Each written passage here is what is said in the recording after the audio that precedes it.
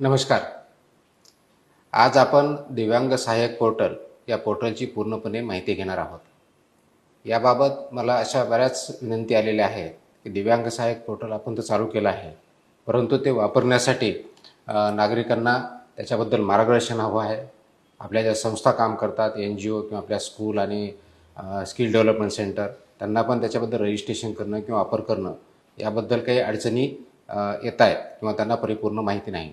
त्या अनुषंगाने आज आपण दिव्यांग सहाय्यक पोर्टल हे दिव्यांग व्यक्तीसाठी, त्यांच्या पेरेंट्ससाठी, समाजासाठी आणि सर्व शासकीय कार्यालय यांच्यासाठी हे कसं उपयुक्त आहे आणि त्याचा फायदा दिव्यांग नागरिकांना कसा होणार आहे, त्यांच्या कुटुंबांना कसा होणार आहे आणि याच्या माध्यमातून आपण दिव्यांगांचं सक्षमीकरण कसं करणार आहोत याची परिपूर्ण माहिती आज आपण जाणून घेणार आहोत.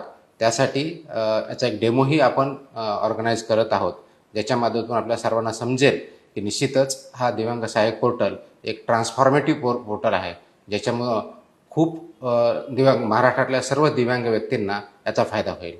तर आपण ज्यावेळेस वेबसाईटवरती जाऊ आणि आपण पोर्टलचं लॉग इन करू, दिव्यांग सहाय्यक पोर्टल, तर तुम्हाला क्लिक केल्यानंतर ही समोरची जी आत्ता पोर्टल दिसतंय ते तुम्हाला दिसेल, ज्याच्यामध्ये या पोर्टलवरती आपण जर बघित असाल तर इथं मुख्य प्रश्न दिसतंय, इथं शासकीय योजना दिसत आहेत, त्याच्याबरोबर शाळा आणि रुग्णालयाच्या बाबतीत इथे दिसेल, संपर्क साधायचा असेल त्याचे डिटेल्स आहेत आणि आपल्याला शासनाचे जे काही धोरणं आहेत, कायदे आहेत, नियम आहेत हे जर बघायचे या ठिकाणी आपण क्लिक करू शकता.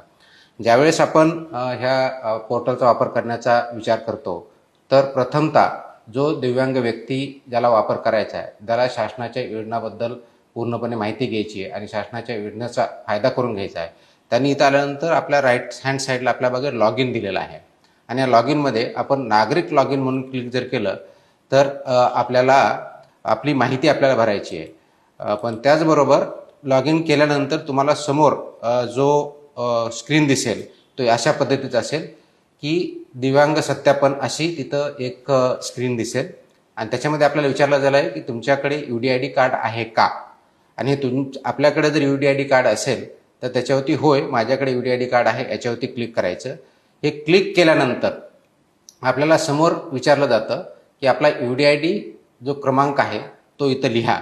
तो जर आपण लिहिला त्याच्याखाली आपली जन्मतारीख विचारली जाते, जी की UDID वरती दिलेली आहे किंवा तुमची जन्मतारीख आहे ती इथं पूर्ण डेट, मंथ आणि इयर ह्या फॉर्मॅट लिहायची. हे दोन गोष्टी भरल्यानंतर OTP पाठवा याच्यावरती क्लिक करायचं आणि OTP पाठवा असं क्लिक केलं की आपल्या मोबाईलवर तो OTP येईल. हा OTP आला म्हणजेच आपलं इथं रजिस्ट्रेशन झालं हे अपेक्षित आहे. कारण आपण ज्यावेळेस या दिव्यांग पोर्टलचा वापर करायचा आहे आणि याच्यामधून वेगवेगळ्या सेवा किंवा वेगवेगळ्या योजनासाठी आपल्याला अप्लाय करायचं आहे त्यावेळेस या पोर्टलवरती आपलं रजिस्ट्रेशन बंधनकारक आहे. त्यासाठी आवश्यक गोष्ट जी आहे तो आपला UDID क्रमांक हा आहे, UDID कार्ड हे आहे. आणि म्हणून तो UDID कार्ड जोपर्यंत आपण त्याचा नंबर याच्यामध्ये फीड करणार नाही आणि आपली डेट ऑफ बर्थ ही करणार नाही आणि त्याच्या माध्यमातून एक वेळेस रजिस्ट्रेशन करणार नाही तोपर्यंत आपल्याला याच्यावरती रजिस्टर होता येणार नाही. आणि आपण या पोर्टलवरती जर रजिस्टर झाला नाहीत तर आपल्याला या योजनासाठी जे अप्लाय करायचं आहे, अर्ज जो करायचा आहे त्याची अर्ज करण्याची प्रक्रिया फक्त इथूनच सुरू होत असल्यामुळे रजिस्ट्रेशन शिवाय आपल्याला करता येणार नाही. आता याच्यामध्ये दोन गोष्टी महत्त्वाच्या आहेत ज्या दिव्यांग व्यक्तींनी, त्यांच्या पेरेंट्सनी, केअर गिवर्सनी किंवा आपल्या संस्थांनी सुद्धा काळजी घ्यायची आहे. प्रथम म्हणजे आपल्याकडे UDID कार्ड हे व्हॅलिड असलं पाहिजे, योग्य असलं पाहिजे, ते एक्सपायर झालेलं किंवा चुकीचं असता कामा नये. त्याचबरोबर टेम्पररी UDID कार्ड आहेत त्यांना ते अलाउड नाही आहे, कारण टेम्पररी UDID कार्डवाल्यांना, दिव्यांग व्यक्तींना शासकीय योजनेचे दिव्यांगत्वाचे बेनिफिट भेटत नाहीत. कारण आपला नियम असा आहे की ज्यांच्याकडे परमनंट दिव्यांग कार्ड आहे आणि ज्यांची डिसेबिलिटी ही 40% वरती आहे, म्हणजे पर्सन्स विथ बेंचमार्क डिसेबिलिटी आहे, त्यांच्यासाठीच ह्या योजना लागू आहेत. दिव्यांगाचे लाभ त्यांना भेटतात. म्हणून अशाच व्यक्तींनी याच्यावरती जे परमनंट आहेत आणि ज्यांचं दिव्यांगत्वाचं प्रमाण 40% जास्त आहे अशांनी इथं रजिस्टर करायचं. हे रजिस्टर केल्यानंतर आपल्यासमोर ही माहिती येईल की ज्या पद्धतीने इथं विचारलं जाईल की आपल्याला पूर्ण माहिती एक वेळेस फीड करायची की वैयक्तिक माहिती, आपलं नाव काय आहे, आधार क्रमांक काय आहे, डेट ऑफ बर्थ वगैरे काय आहे. मग दुसरी कुटुंबाची माहिती विचारली जाईल, वडिलांचे नाव काय आहे, आईचं काय आहे, लग्न झालं असेल तर पती किंवा पत्नीचं नाव काय आहे, नसेल तर पालकांचं नाव काय आहे, देखरेख करणारा म्हणजे आपल्याकडे कोणी केअर गिव्हर असेल तर त्याचे नाव विचारलेलं आपण डिटेल विचारले आहे. त्याच्यानंतर डिटेल्स म्हणजे पत्त्याचा रेसिडेन्शियल ॲड्रेस जो आहे, कायमचा पत्ता आणि सध्याचा पत्ता तो आपल्याला द्यायचा आहे. सामाजिक आणि आर्थिक परिस्थिती याबद्दल विचारलं आहे, शिक्षण किती झालेलं आहे, व्यवसाय काय आहे का, वार्षिक उत्पन्न किती आहे, बँक खात्याचे डिटेल्स याचे विचारले आहेत की ज्यावेळेस आपल्याला योजनामधून डायरेक्ट बेनिफिट आपल्या अकाउंटमध्ये येणार त्यासाठी बँक डिटेल्स विचारलेले आहेत. मग त्याच्यानंतर आपल्या दिव्यांगत्वाचा तपशील विचारलेला आहे. प्रवर्ग कोणता आहे, परमनंट आहे का टेम्पररी आहे, विशिष्ट त्याचं जी कॅटेगरी आहे ती कोणती आहे, पर्सेंटेज किती आहे आणि UDID क्रमांक किती आहे. आणि त्याखाली आपले एक वेळेस जे काही डॉक्युमेंट आहे तिथं हे अपलोड करायचे आहेत. हे एक वेळेस झालं की आपला हा प्रोफाईल तयार होतो, तो असा असतो ज्याला आपण तुमचा माझी माहिती या कॉलममध्ये आपण बघतो. ही माझी माहिती जी आहे ही आपण इथं बघतो. हा तो आपल्या समोर जो दिसत आहे तो आपल्याच विभागामधील एक अंडर सेक्रेटरी, ज्याला अवर सचिव म्हणतो, ते आहेत, ते दिव्यांग आहेत. त्यांचा आम्ही प्रोफाईल तयार करून आपल्याला दाखवलेला आहे. त्याच्यामध्ये आपल्याला तिकडे नाव दिसत असेल, नावाबद्दल त्यांचे डिटेल्स दिसत असतील आणि त्यांची पूर्ण डिटेल माहिती आहे. आता हे 21 प्रोफाईल झाल्यानंतर सर्वात महत्त्वाची ज्या पोर्टलची महत्त्वाची बाब जी आहे इथं आपल्याला दिसेल. हे 21 पोर्टल झालं की मग आपल्याला कोणत्या योजनेस आपण पात्र आहात, कोणत्या योजनेस आपण पात्र आहात म्हणजे एलिजिबल फॉर विच स्कीम्स हे आपल्याला दिसतं. हे आपल्या लेफ्ट हँड साईडला जर बघितलं माहिती आपली माहिती माझी माहिती जी आहे ही इथं आपल्याला दिसेल. त्याच्याखाली आपण पात्र योजना याच्यावरती जर क्लिक, तर या व्यक्तीला ज्यांनी जी माहिती आपण भरलेली आहे, जे पोर्टलवरती आपण अपलोड केलेली आहे, त्या आधारे IT च्या माध्यमातून AIच्या माध्यमातून आपली योजनाचे क्वालिफिकेशन किंवा निकष काय आहेत आणि आपली पूर्ण जी प्रोफाईल आहे याच्यातली माहिती याचा अनालिसिस करून आपल्यासाठी एलिजिबल असलेल्या स्कीमची लिस्ट आपल्याला समोर दिसते. आणि ही लिस्ट एक वेळ समोर दिसली की मग त्याचे डिटेल्स आपल्याला जर बघायचे असेल तर आपण क्लिक करू शकता की पहा व अर्ज करा असं आपण म्हणतो. आता फॉर एक्झाम्पल आत्ताच आपण एक नवीन स्कीम चालू केली की प्रशिक्षित दिव्यांग व्यक्तींना स्वयंरोजगारासाठी साधन सामग्री साठी आर्थिक सहाय्य आपण ते 1,000 पासून 15,000 वाढवलं, ती योजना आहे. आता याच्यात आपण पहा आणि अर्ज करा असं जर म्हटलं तर याच्यावर क्लिक केल्यानंतर आपल्या योजनेविषयी पूर्णपणे माहिती इथं दिसते. पहिला माहिती अशी भेटते की पात्रतेचे या योजनेचे निकष काय आहे. उत्पन्नाची मर्यादा इथं दिलेली नाहीये, म्हणजे कितीही उत्पन्न असेल तरी चालेल. वयोमर्यादा हे 18 वर्षाच्या वरती पाहिजे, किमान दिव्यांगत्व 40% पाहिजे, शासकीय संस्थेतून प्रशिक्षण पूर्ण केलेलं पाहिजे आणि रहिवासी पुरावा पाहिजे. लाभांचे हक्क काय, तर आपल्याला 15,000 रुपये लाभांचे हक्क याच्यातून भेटतात. त्याच्यामधून त्याच्यामध्ये राज्य, महाराष्ट्र आणि उपकरण खरेदी आहे. त्याबरोबर आवश्यक कागदपत्रे जे आहेत तर ते आवश्यक कागदपत्रे दिलेले आहेत. ही माहिती आपल्याकडे ठेवली की मग आपल्याला जर अर्ज करायचा असेल तर पोर्टल पुढे जा असं म्हणतो, आपली अर्ज करण्यास तयार आहात का असा प्रश्न विचारला जातो. आणि त्या अर्ज करण्याकडे तयार झाल्यानंतर हे डॉक्युमेंट असल्यानंतर आपण क्लिक करा. क्लिक केल्यानंतर आपल्याला जी माहिती आपण प्रोफाईलमध्ये भरलेली होती ती परिपूर्ण माहिती परत भरण्याची गरज येत नाही, कारण ही पूर्ण ती IT च्या AIच्या माध्यमातून फेच केली जाते बॅकएंडला. आणि ती फेच केल्यानंतर हा पूर्ण माहिती आपल्याकडे दिसते. अर्जामधली जी माहिती ते पूर्ण इथं आपल्याला आलेली दिसेल. आणि मग याच्यामध्ये आपल्याला जी फक्त ॲडिशनल काही माहिती मागितली असेल त्या योजनेच्या अनुषंगाने तेवढीच भरायची असते. आता इथं आपल्याला हे डिक्लेरेशन करायचं की I have red, accepted, conditions वगैरे, आणि अपलोड नेक्स्ट डॉक्युमेंट म्हटलं की आपल्या नेक्स्ट डॉक्युमेंटमध्ये आपल्याला जाता येतं आणि मग आपल्याला सबमिट जे करता आपल्याला तो ॲप्लिकेशन फॉर्म सबमिट करता येतो. तर असं जर आपण बघितलं तर आपल्याला कोणत्याही योजनेमध्ये माहिती भेटू शकते, त्याची आपण अर्ज करू शकता आणि इमिजिएटली त्याच्यावरती आपण अप्लाय केल्यानंतर तो अर्ज शासकीय कार्यालयात ज्या अधिकाऱ्याकडे जाणं अपेक्षित आहे त्या अधिकाऱ्याकडे जातो. म्हणजे एवढी सुटसुटीत, सरळ, साधी, अगदी कोणत्याही व्यक्तीला समजेल अशा प्रकारची आपण ही प्रक्रिया केलेली आहे. हे करण्याचा एवढाच अर्थ आहे की दिव्यांग व्यक्तींना कुणाकडेही कुणावरतीही अवलंबून राहता कामा नये, कोणत्याही कार्यालयात जाण्याची गरज पडू नये, कोणत्याही अधिकाऱ्याला भेटण्याची गरज पडू नये, जेणेकरून तो स्वतः व्यक्ती किंवा त्यांचे पेरेंट्स याच्या माध्यमातून आपण तो शासकीय योजनेचा लाभ घेऊ शकतो. म्हणून आपल्या पात्र योजना त्यासाठी ज्या आवश्यक आहेत, समजा दुसरी आपण उदाहरणार्थ जर घेतली, दिव्यांग व्यक्तींना सामाजिक सुरक्षा अंतर्गत विवाह प्रोत्साहन योजना, ज्याचा आपण लाभ 1.5 लाख ते 2.5 लाखापर्यंत केला आहे, त्याच्यावरती अर्ज आपण केला तर आपल्याला परत तेच गोष्ट दिसेल. आपण परत त्याच्याकडे पोर्टल कोड अप्लाय करायचं जर म्हटलं तर अप्लाय केल्यानंतर आपल्याला हे अर्ज दिसेल. अर्ज केल्यानंतर आपल्याला इथं ॲक्सेप्ट करायचं आहे. कंटिन्यू फॉर ॲप्लिकेशन म्हटलं की आपल्याला पूर्ण पुढची माहिती दिसेल आणि सबमिट ॲप्लिकेशन इथं दिसतं. सबमिट क्लिक केलं की तो अर्ज सबमिट होतो आणि सबमिट झाल्यानंतर तो अर्ज जिल्हा कार्यालयाला किंवा कमिशनरकडे जे आम्ही सिस्टम ठरवलेले आहे त्याप्रमाणे तिथं अर्ज जातो. आणि पर्याय तिथं अर्ज केल्यानंतर मग आपल्याला हे कळेल की आपला अर्ज कुठं आहे. तर आपल्याला त्याच्या खाली जो कॉलम दिसतो लेफ्ट हँड साईडला तिथं अर्ज केलेल्या योजना.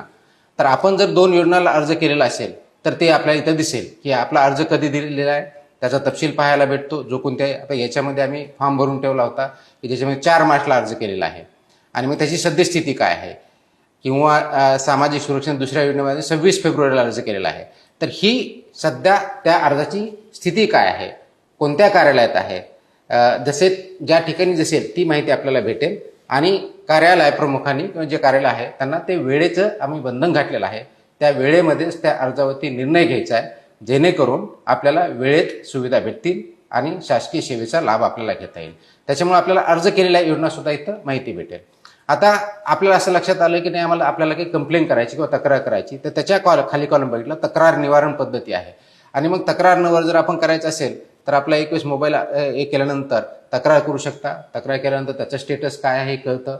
तर ही प्रणाली आपण यासाठी विकसित केलेली आहे की दिव्यांग व्यक्तींना आपल्या घरी राहून आपल्या एका मोबाईलच्या क्लिकवरती किंवा आपल्या लॅपटॉपवरती किंवा कम्प्युटरवरती ही सर्व माहिती तर भेटेलच, परंतु कोणत्याही शासकीय योजनेचा दिव्यांगासाठी असलेल्या त्या योजनेचा पूर्ण लाभ त्यांना घर बसल्या भेटू शकतो. त्यासाठी ही प्रणाली आपण डेव्हलप केलेली आहे.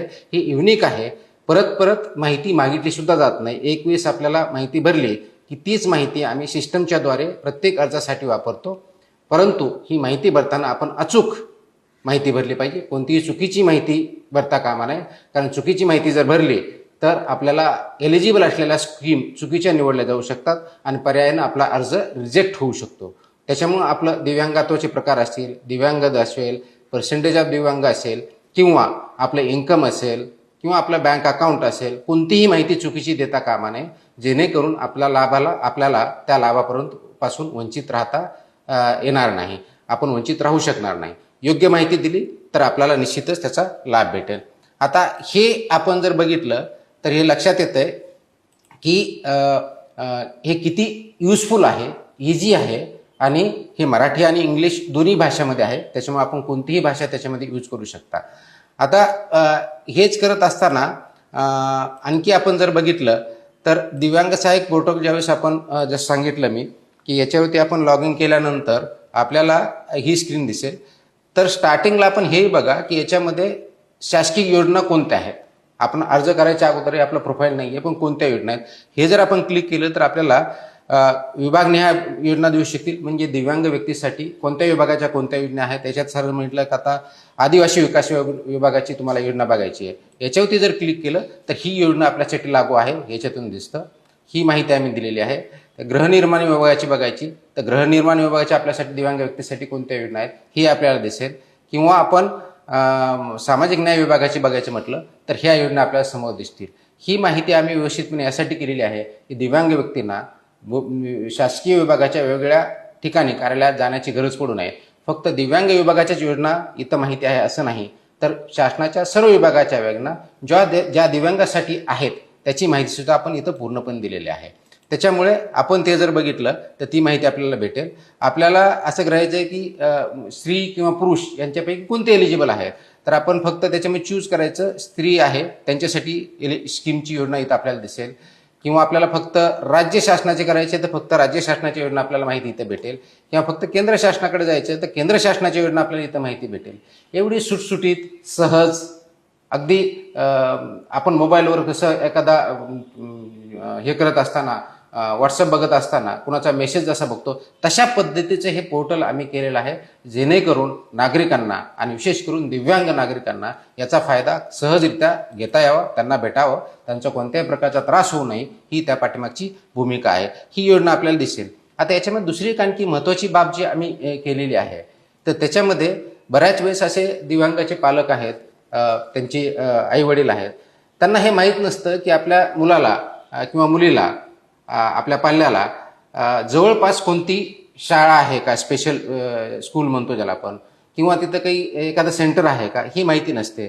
तर आपल्याला इथे हे देशामध्ये 12वरती देशात शाळा आणि रुग्णालय शोधा, म्हणजे आपल्या जवळपास अशी काही फॅसिलिटी आहे का जिथं आपल्याला माहिती भेटेल. तर इथं जर क्लिक केलं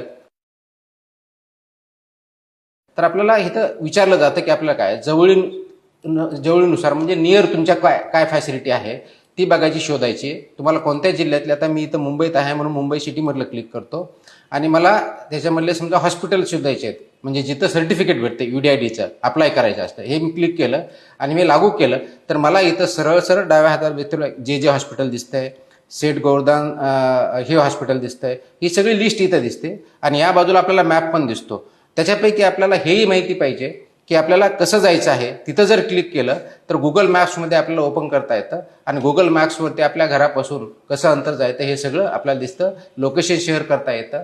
एवढी सरळ साधी आपण सुटसुटीत हे पोर्टल केलेलं आहे, जेणेकरून नागरिकांना आणि विशेष करून दिव्यांग नागरिक, त्यांचं कुटुंब यांना कोणत्याही प्रकारचा त्रास होणार नाही, कुणाकडे माहिती मागण्याची गरज पडणार नाही आणि याच्यातही काही अडचण असेल तर डेफिनेटली आपण आपलं कार्यालय त्यांना मदत करायला सरळ तत्पर असतं.